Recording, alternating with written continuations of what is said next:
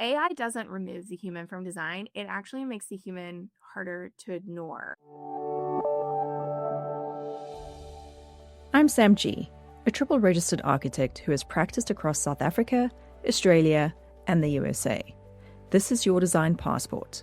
Real stories, practical pathways, and global design ideas to help you build a career and a life that travels with you. Ready? Let's stamp your passport.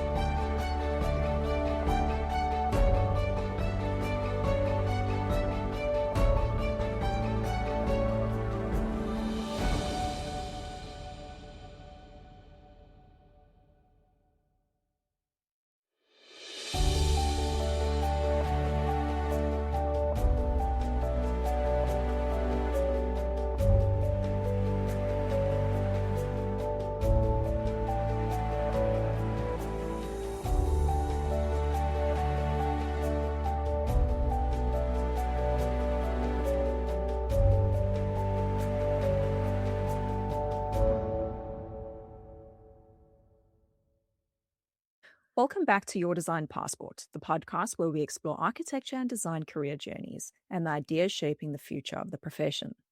Few topics in architecture right now are creating as much curiosity, excitement, anxiety, and debate as artificial intelligence. But somewhere between the hype and the fear is a more important question. What does AI actually mean for architects working in practice today? How are different countries and firms adopting AI differently? And what skills will help international architects remain valuable and competitive as the profession evolves?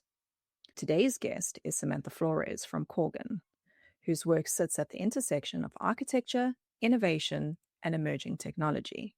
Samantha approaches AI not simply as a technology trend, but as something that is actively reshaping workflows, collaboration, and the way architects think about design and problem solving.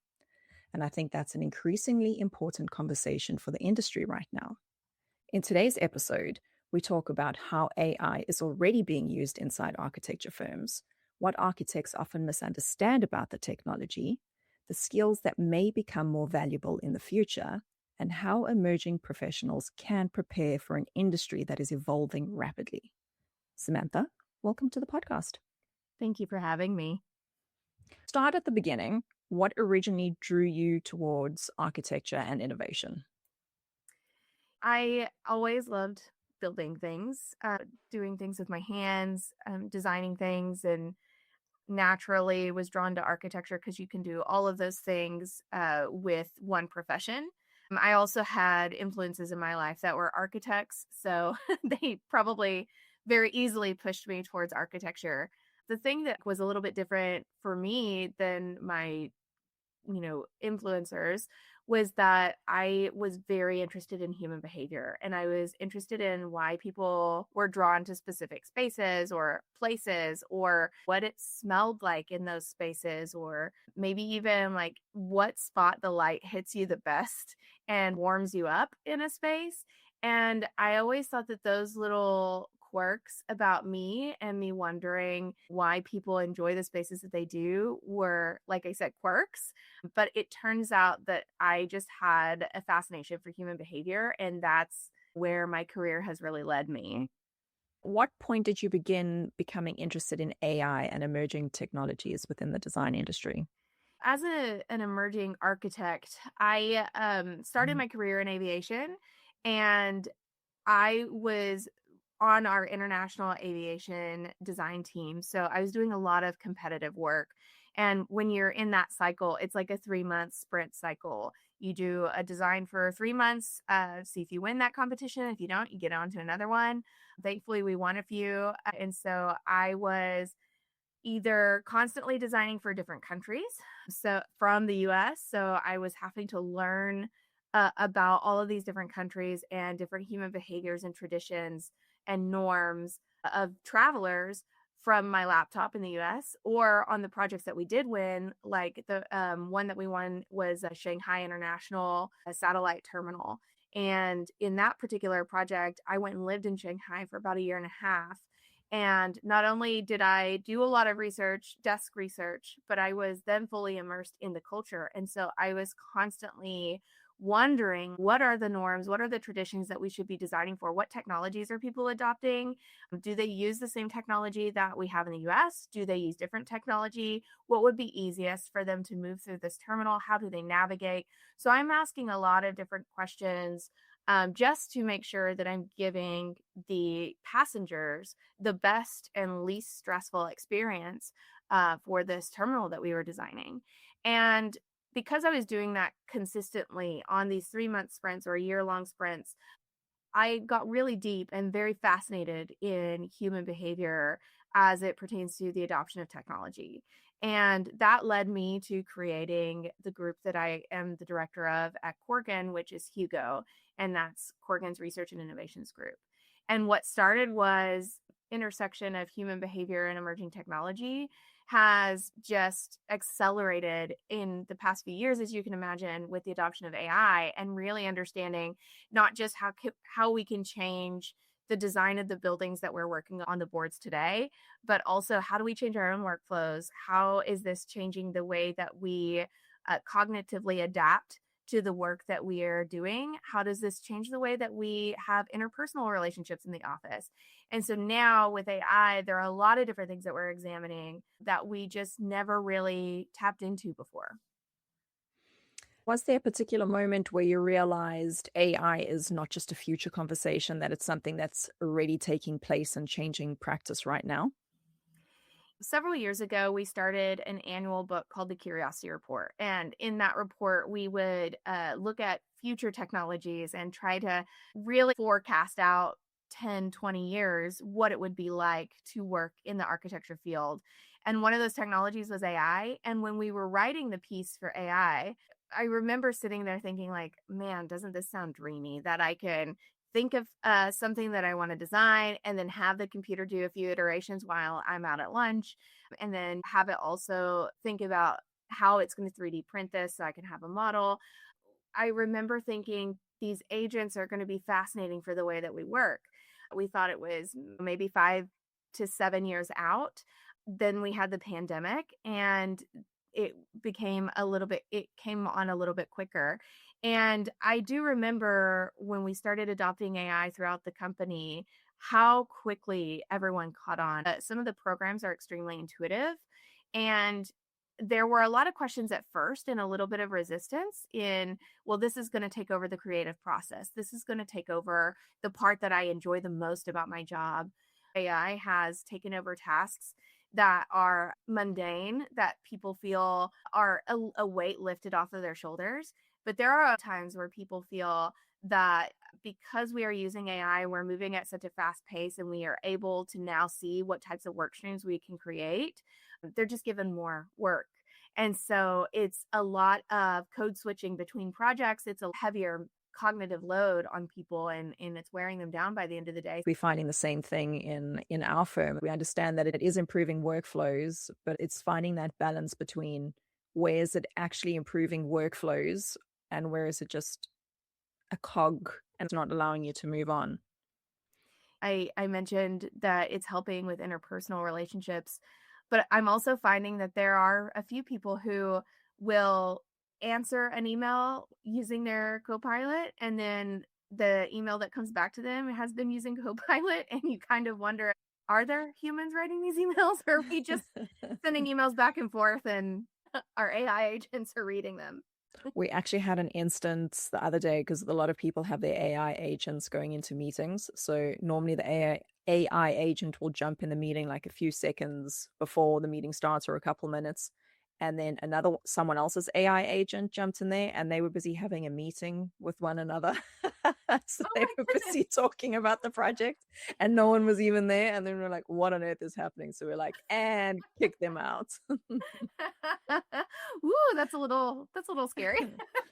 Hope that wasn't a confidential project. Luckily not. And what do you think architects are most afraid of when it comes to AI? And do you think those fears are justified? I actually do. A lot of architects are fearful that AI will replace them. And anytime we talk about emerging technology, and this has been part of my career for 10 years now, is helping people understand that job replacement is a part of the cycle of work. I always remind people that we don't have lamplighters on the streets anymore. We don't have elevator valets. We don't have a lot of different, we don't have carriages. We don't have horses running in the street. Like with technology comes an evolution. And with that evolution, there is going to be job loss, but there's also a gain in the workforce in a different way. There's also an evolution of the workforce. And so it's a helpful reminder that we've been through this for years. We've been through this time and time and time again. That's the one thing that architects are most concerned about and are constantly justifying their creativity and the humanity that they bring to their work and how that cannot be replaced. What I think when we start to forecast out what AI can do for us, there eventually will be a lot of different ways that AI can replace the work that we do.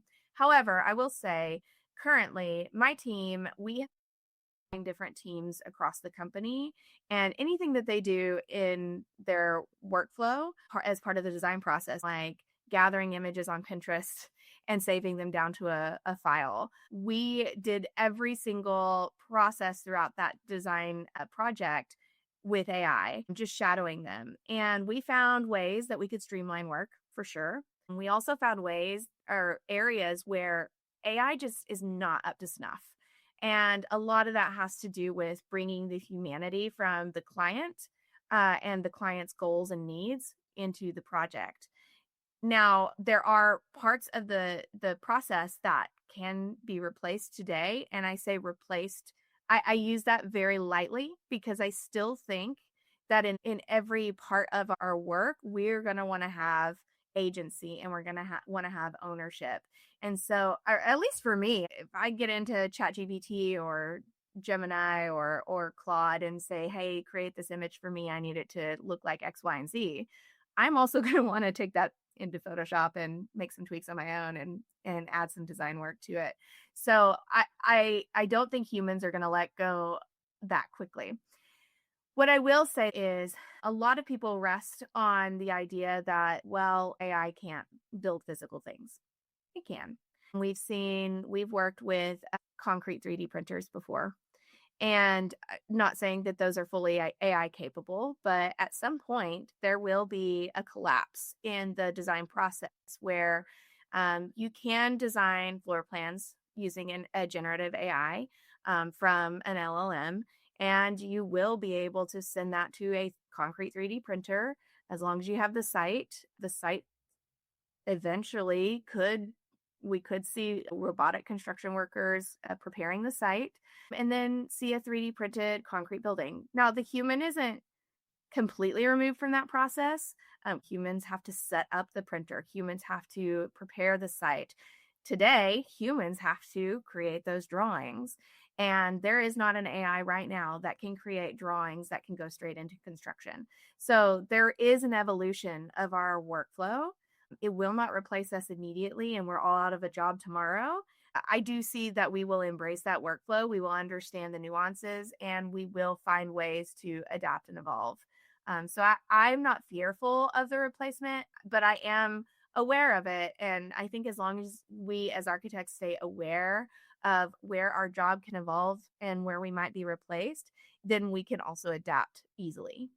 We also need to take charge of the technology because if we leave anyone else in charge of creating these systems, it just means that architects are going to become more removed from the process. So the more that we understand the process and the more that we help develop the process, the more we can actually secure our positions in architecture moving forward.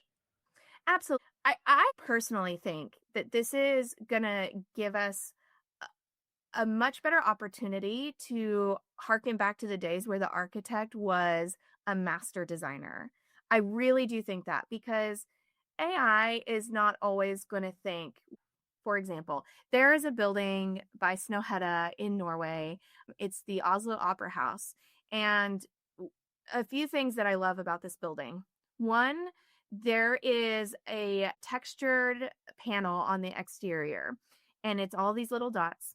And those little dots are actually Braille for one of Oslo's most famous operas. That's not something that an AI is going to think this would make a great pattern.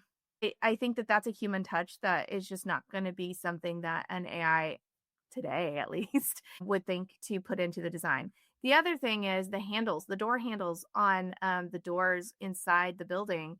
They're actually the profile of the building. Again, a little touch that humans notice, and at the human scale. The braille is the human scale, the handle is the human scale. These are things that we touch and we interact with that an AI is definitely not going to be touching and interacting in the real world with our buildings. And so I think back to the Frank Lloyd Wrights, who really thought about all of the materiality and the views and where the sun comes in and hits you in the face and warms you up and where that cat is going to nap for the day. I think about all of those pieces of humanity that are part of architecture that we've actually kind of lost as we are learning our programs like Revit, where we are really just, at Revit's will sometimes. I do think that that type of humanity will creep back into the work that we do. And that's where we're going to have our agency and ownership, is bringing that human empathy back into the world of architecture.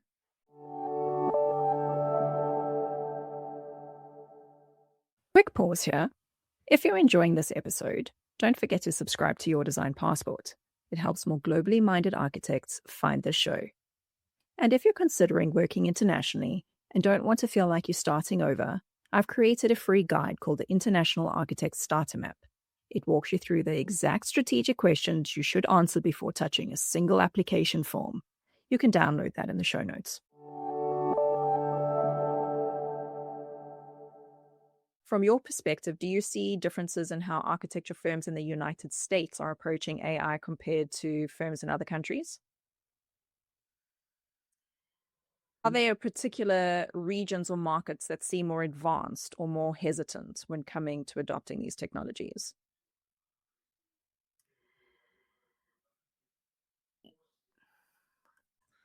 When we think about architecture globally and who is and isn't adopting I think there is a push in the US to adopt AI as quickly as possible and to understand its efficiencies. And I think that's because our country is so heavily focused on financial value of companies.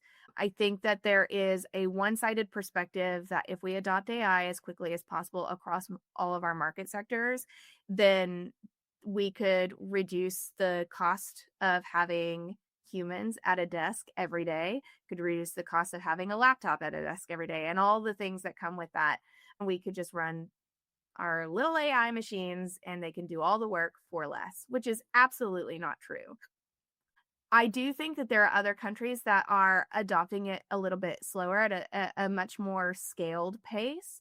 I think that places like Denmark, for example, or any of the Scandinavian countries have always been more heavily focused on the craft of architecture, and therefore they're not adopting it at the same pace that the US is, particularly because it's not part of their practice to let technology drive the design project as it is here in the US, or what I've experienced with moving from AutoCAD to Revit, through SketchUp, through 3D Max, through Maya, and using all of these programs to get us to a singular point of design. Whereas some of the more Scandinavian countries are so much more focused on human touch and human technology. We are seeing a slower adoption of AI. I don't even want to say slower. I want to say a much more measured pace of adoption. in some of those firms. So, with that being said, do you think that in the US that we should try and slow things down? How should we try and slow that down, and where should we focus? Where should we focus our AI efforts?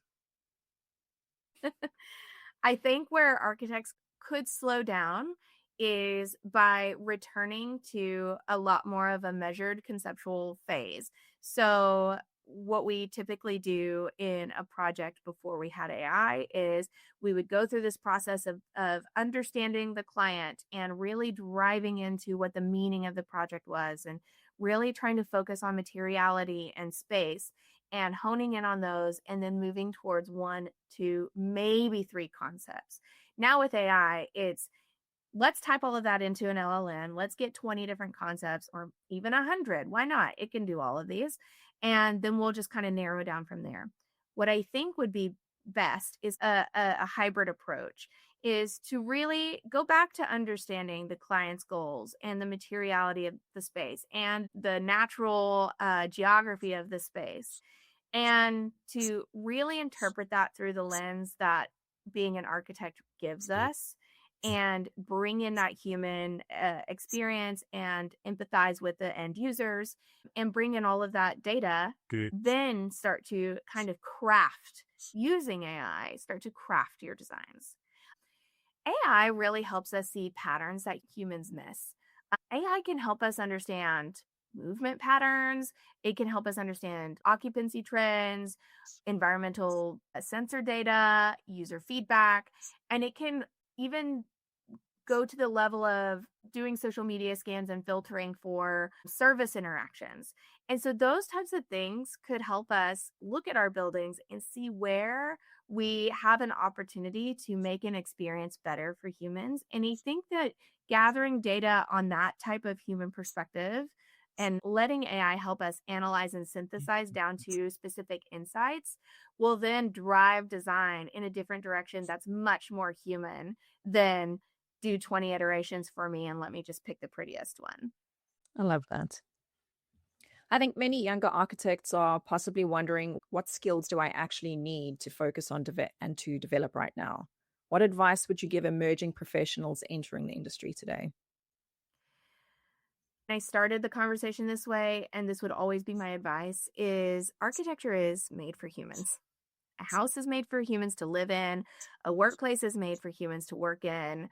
I mean, parks are made for humans to have leisure time in. I think historically buildings are often designed around the average user, but human behavior is not average. And AI can really help us dig into that. If I were giving advice to emerging professionals now, it would really be understand your user, understand their preferences, understand where they're going to have friction in the space, and really try to tailor a design to support their needs. And I think from there, we typically, as architects, or at least whenever I was in school, we always had a rendering that was a 3,000 foot, or maybe not 3,000 foot, maybe a 300 foot, I don't know, bird's eye view of the building. We had a couple of interior shots, but architecture is the strongest when you think from the person outwards and from that lens outwards. And what are they going to see? AI can really help us tune our environments to be more adaptive and more responsive, especially in sectors like education or workplace, aviation, where I come from, or healthcare, for example. These are some of the most human spaces where we have a lot of our big emotions too. Think about a lot of your emotions are set in high school in an education space. Is there a way that AI could help us really tune in to the human experience, to the teenager experience? Could we design our spaces to better support those students as they're developing this heightened sense of emotions and really start to give back to communities? I think that focusing on the human and focusing on their preferences and their needs and really talking to people about it. That's the advice I would give back to emerging professionals, because those are things that AI will not replace, but can also support. We can find new ways of working in our profession using the convergence of AI and a deep understanding of human behavior and perspective. How do you think architecture firms may operate differently in the next 5 to 10 years? Do you think AI will ultimately make architects more valuable or less valuable? That's an interesting question. I think that AI will make architecture firms more valuable. I do see there is a value in streamlining workflows. There always will be. There is a lot of financial incentive to move forward a little bit quicker and a little bit better. So I do think AI will be valuable for firms. For architects specifically, I do think that AI will be valuable and will make architects more valuable. However, I do think that there is a fine line to walk with letting AI do your work versus letting AI support and enhance your work. There is also a great opportunity for us to see a little bit more into the future using AI. So when we think about the buildings that we're building, we often as architects think about, okay, this building is going to be built in the next 2 years. I'm designing it to open in the next 2 years, and I'm designing it to last for the next 20 years as that typology before it even gets repositioned or maybe demolished. I think what AI can help us to do is do a little bit more now, next, future planning. Where can help us understand current behavior, help us understand how expectations might shift in that industry or in that market sector, and help us do some trend forecasting so that we can plan different scenarios for that building, plan investment prioritization for either that company or that building operator or property owner. I think that that would help us bring a lot more clarity to the type of work that we're designing and ultimately a little bit more sustainability if we're building our buildings to not only last and endure, but to be able to be flexible and shift to incoming populations and future scenarios. I think that's an amazing answer. I think I'm going to write that one down for sure. And then on human creativity, do you think conversations around AI are forcing architects to redefine what human creativity actually means? You've touched on this a little bit already. When it comes to human creativity, I think AI doesn't remove the human from design. It actually makes the human harder to ignore. I think that AI can make architecture, as I've said a couple of much more human centered because it gives us better tools to really understand the actual behavior instead of designing for assumptions, for even things that we've been taught in school, like hierarchy, aesthetics, or precedent. We can really start to understand and tune into that human behavior of who's using our building. One thing we talk about in the research that we do, especially when we're doing research around neurodiversity in the workplace, for example, we design workplaces for the average user. And that is someone who's sitting at a desk on a laptop. That's who we design for today. But when we're doing neurodiversity research, we're looking at people with ADHD, for example, and different lighting levels can change the way that their ability to focus. Different movement throughout the office, if it's not filtered, it can shift their focus so that they're not able to be productive. We test different sounds and smells in the space to see how people react and how they're able to continue through their tasks.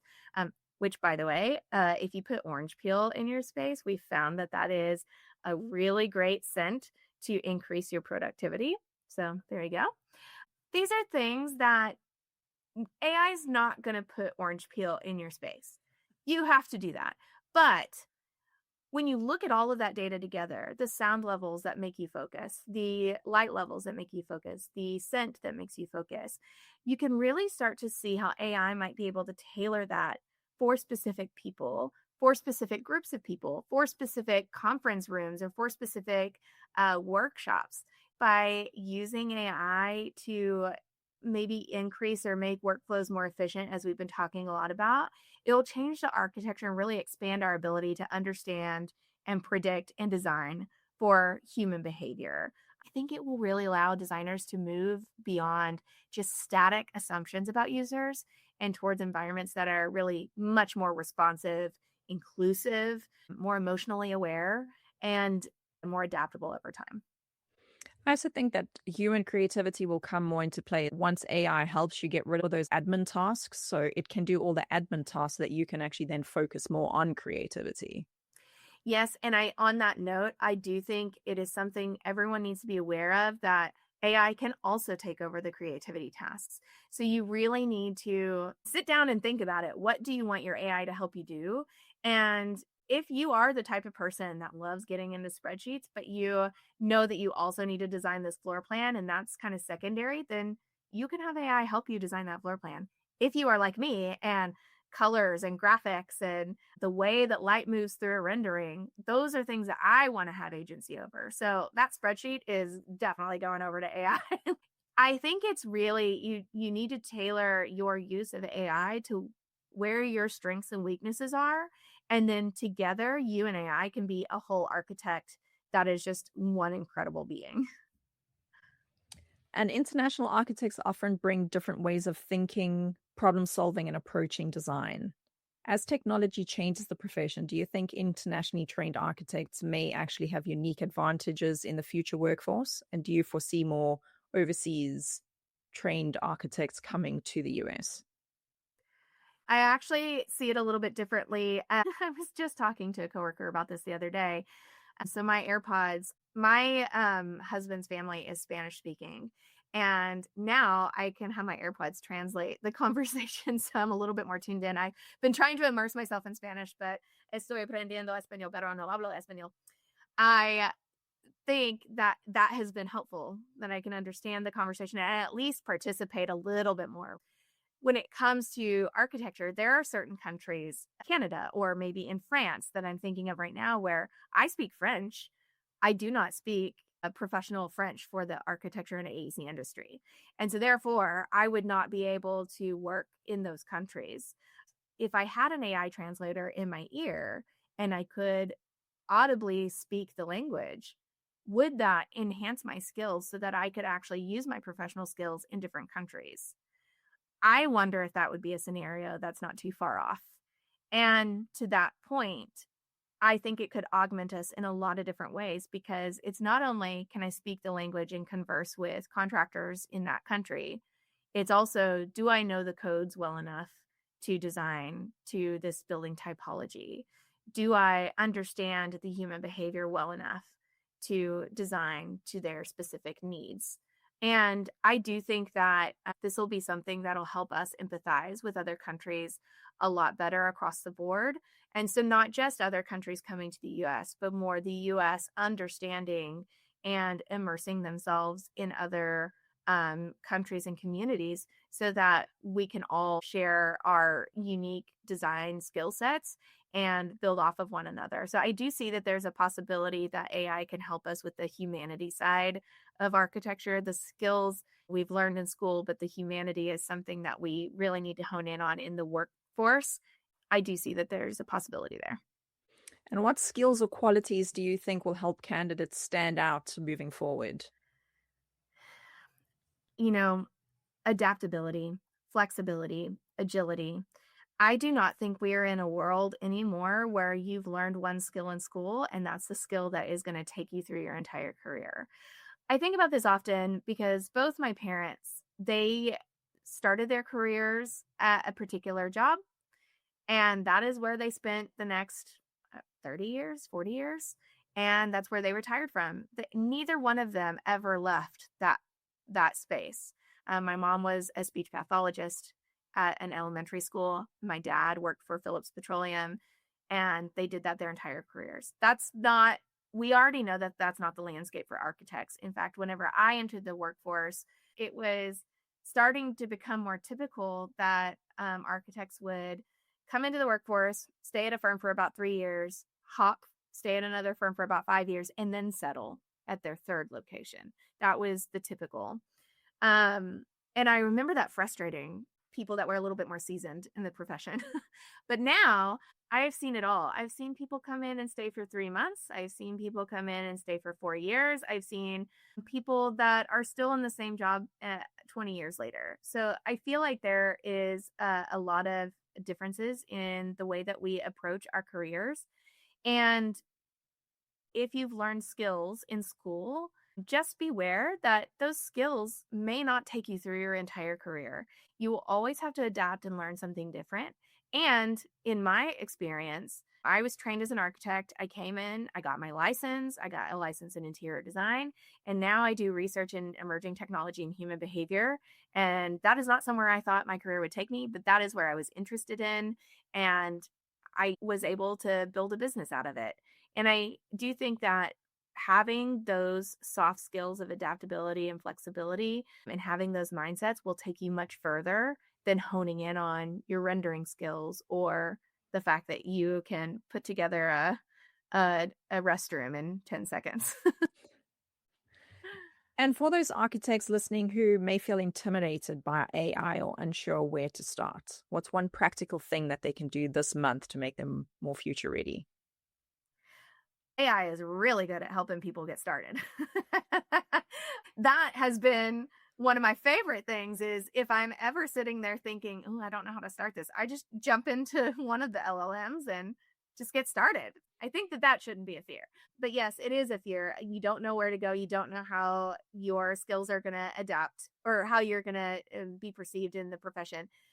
I actually think right now, lots of firms are looking for people who can come in and learn. And that's what students are really good at. Emerging professionals, especially those coming right out of school, one thing that they should use and take advantage of is the fact that they don't know it all. And they can sit there and ask questions, and no one's going to be like, oh, Karen's asking this question again. No, they're going to be like, oh, she just got out of school and she's very interested and she's engaged. Something that you should do as an emerging professional is get into the profession. Remind yourself that you can change, that you can adapt, that you can be flexible, and start asking questions. And don't even think about, is that question stupid or is that question smart? Don't even think about that because you will not be the smartest person in the room and you never want to be the smartest person in the room. And you always want to learn from your peers, or that's been my experience. Okay, time for the signature moments, the passport stamp question. Think of your career as a passport. What's the stamp that's changed you, shaped you, or surprised you the most? Well, I think all in one, it's a place, an experience, and a mindset. My work that I did as a designer in the aviation team for the Shanghai International South Satellite Terminal was the inflection point in my career because that was where I did the research, the deepest research into human behavior and really trying to understand a community and a passenger type that I didn't know. That was where I started getting into understanding how the data behind human behavior can change the way that we design. And that was also the time that I was immersed in a culture that I really found so incredibly different from the US and so incredibly beautiful that I just wanted that feeling forever. And after that project was when I created Hugo and when I started building this research and innovation team and really started focusing on the things that I am so much more excited about than just simply architecture and design is implementing the human element into it. And so that would be my stamp in my passport. Well, awesome. Thank you so much for joining us today. Of course. Well, thank you so much for having me.